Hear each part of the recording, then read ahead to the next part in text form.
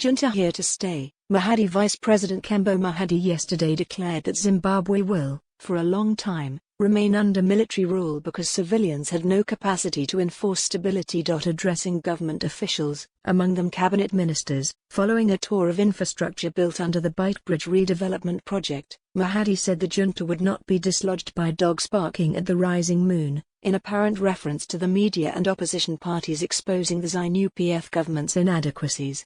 By Rex Mfisa people call us junta. The president, Emerson Mnangagwa, is a war veteran. Vice President, Constantino Chiwenga is a soldier. I am a soldier. Housing Minister, Daniel Garwe here is a soldier, and we will rule not minding what the media says.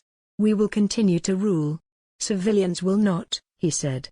Those of you who are like dogs barking at the rising moon, you can come back home because the moon will continue rising. There is nothing wrong in coming back home. His remarks came at a time the opposition MDC alliance, which accuses Mnangagwa of rigging the July 2018 presidential election, has escalated its campaign for the international community to intervene and resolve the political logjam which has plunged the country in a crisis.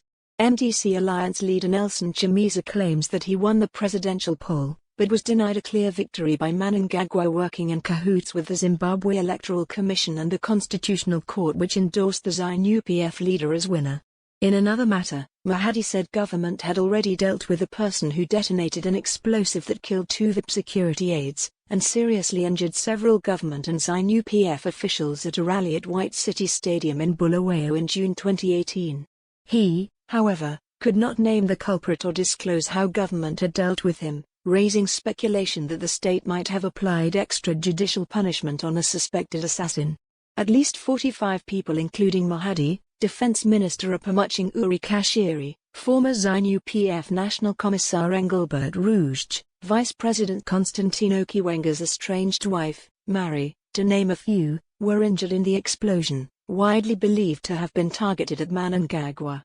The incident occurred when political tempers were still high in Zanu-PF following the ouster of the now late former President Robert Mugabe in a November 2017 military coup. I know people are asking when that person will be arrested. We are not interested in that. He has been dealt with and he will never be able to do that again. We are not going to arrest him. He is not going to do it again, Mohadi said. Turning to the main agenda of his visit, Mohadi said government was keen to complete construction of civil servants' houses under a project started in 2004. Someone might want to ask why we are starting in Beitbridge. This is the face of the country.